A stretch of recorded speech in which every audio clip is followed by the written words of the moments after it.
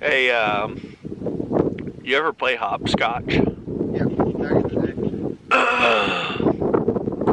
You have any of that chalk you make the lines with? day.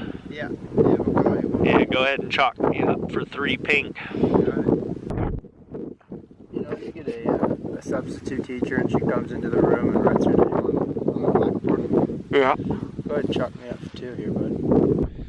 Hey, buddy, I hate to keep doing this to you, but do you still have that chalk handy? I think I can find it if you need me to. Can you go ahead and chalk me up for a nice buck? Yeah, can you do that for me? Yeah. Thanks, chap. Yeah. Alright, guys, so it's 9 o'clock right now. We've been up here for a long time. Probably since 45 minutes before the sun came up at least. And we've seen 11 deer. I saw one buck over back behind me here.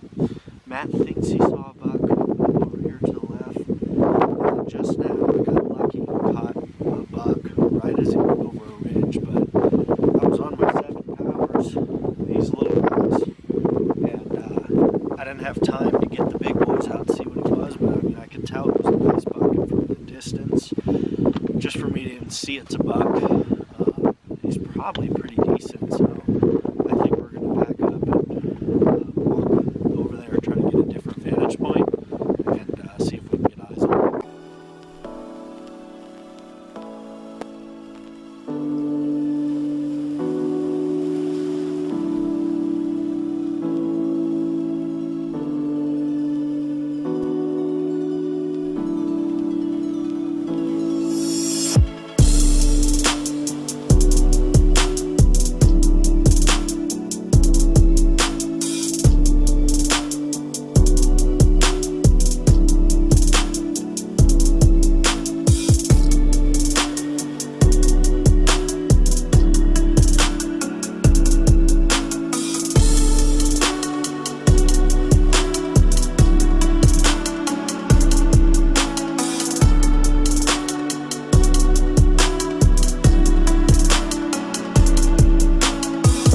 What do you think of that, Tove? I couldn't see. It looks like a small buck. Pestering some does. Don't want to look like a baby a year. Like it's a year. No morals. Morals, I tell you. Keep it. Don't do it for the kids. How's the day going? It's good. This is Arizona sunshine this time of year. It comes with little snowflakes. Not much sun.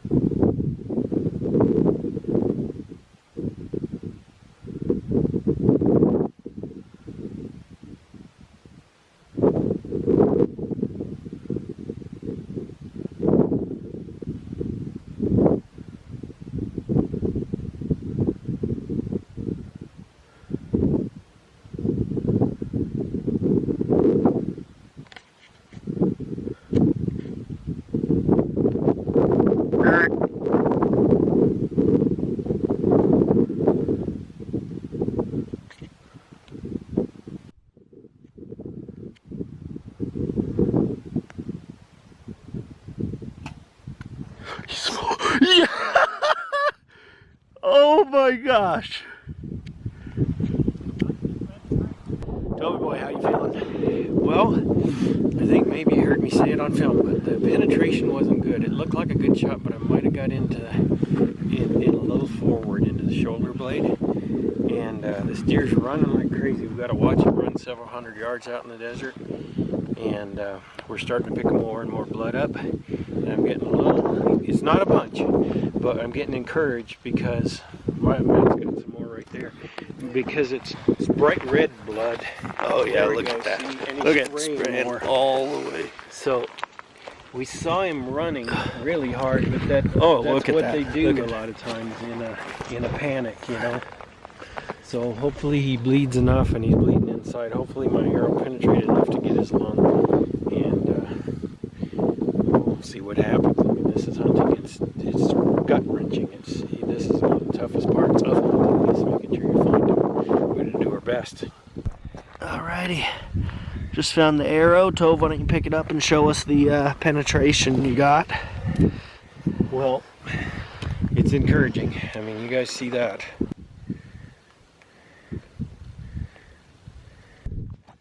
Well, things are going good.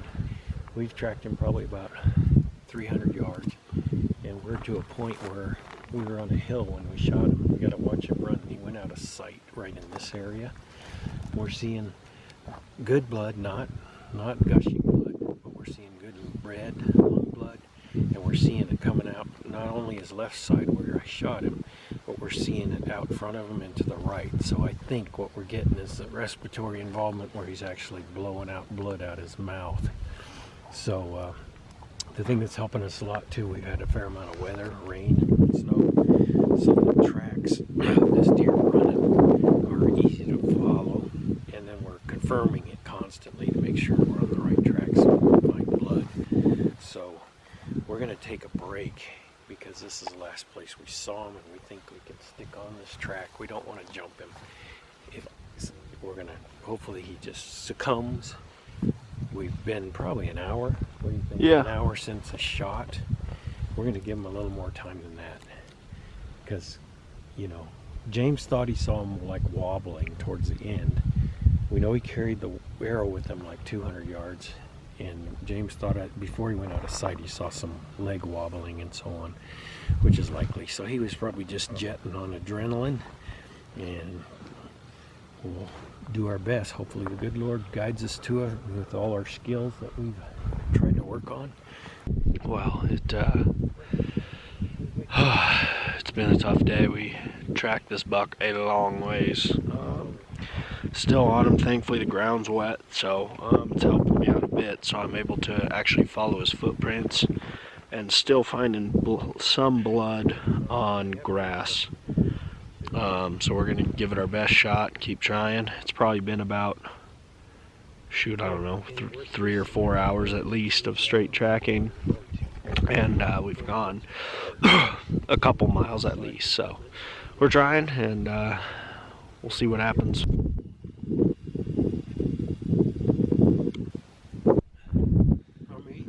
Alright, well, you guys obviously saw the footage of the deer coming in and the shot and then some of the blood trailing, and where we last filmed was probably, no exaggeration, like nearly 4 miles ago, and that was already a ways in. So I think from where we shot the deer to where we're at now is probably over 4 miles, and to be honest, we haven't really had any blood the last 1.5 miles, so we've basically been making it just simply off of having the best lighting we can and seeing his footprints, and occasionally he'll run by a bush and he'll grab a little bit of hair and it'll have some blood on it, but other than that, that's all we have. We still are on his tracks, but it's getting more and more faint, so at this point we are going to keep trying, obviously, till the tracks run out, but we're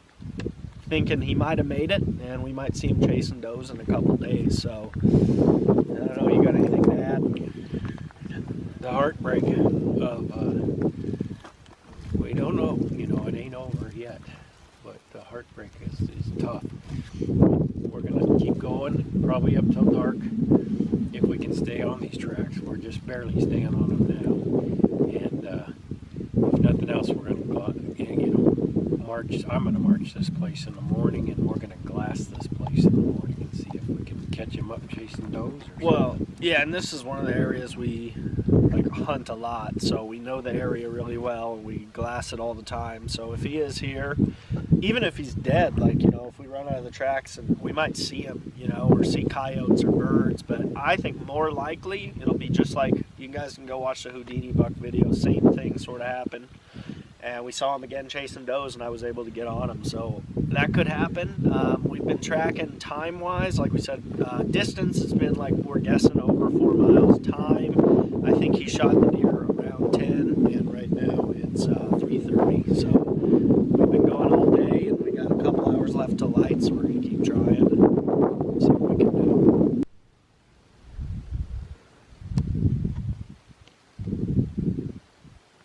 Well, it's getting to be last light, and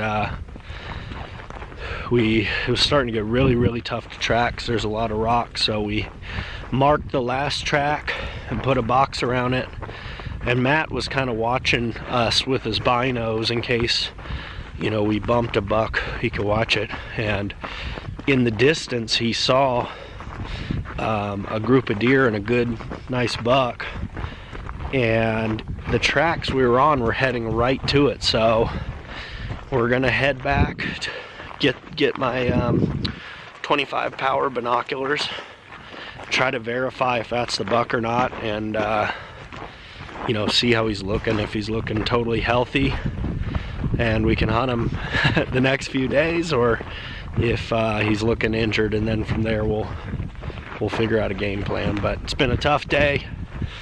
It's 4:30 right now, so we've been tracking this deer for, I would estimate, about 6.5 to 7 hours straight, and probably covered close to 5 miles. So that's how it goes, especially bow hunting, and we're trying our best.